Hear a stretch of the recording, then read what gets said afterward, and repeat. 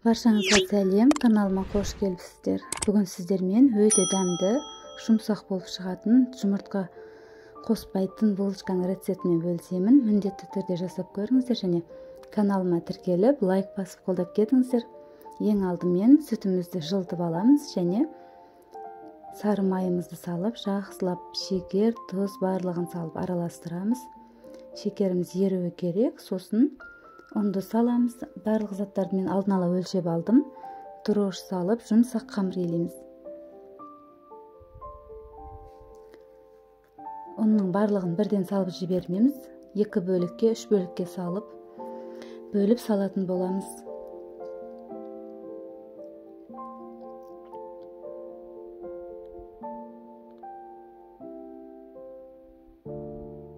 Және сұйық майымызды салып, қамыр илейміз. 5-10 минуттай қамырды илеп, қолға жабыспайтын жұмсақ қамыр шығады. Артық ұн қосудың қажеті жоқ.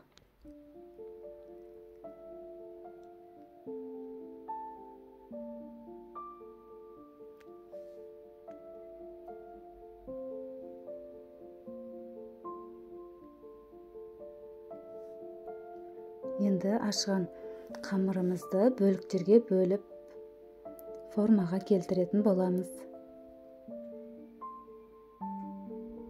Көз мөлшермен өлшеп кессеңіздер де болады, немесе таразымен өлшеп барлығын бірдей етіп кесіп алсаңыздар, булочкаларымыз біркелкі әдемі болып шығады.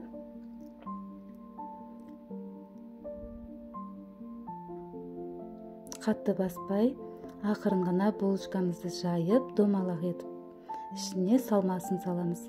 Мен вареный сгущенка салдым. Сіздер творогты және басқа қалаған заттарыңызды салсаңыздар болады. Жақсылап орап, шеттерін қаттырақ басамыз. Біздің вареный сгущенкамыз шығып кетпеу үшін. Сосын осындай кесіп аламыз.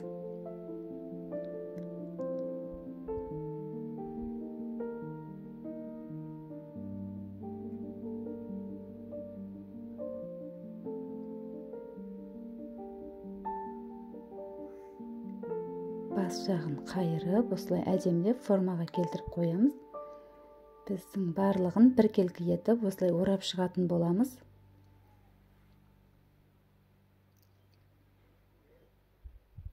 Шеттерін жақсылап қысып ораңыздар, сонда біздің вареный сгущенкамыз ағып кетпейтін болады.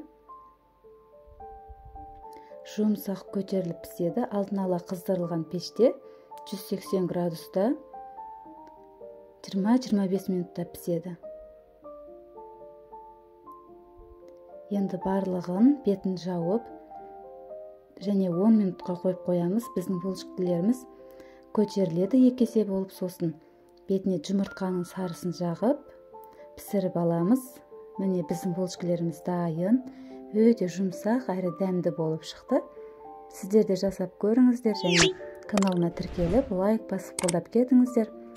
Ас болсын.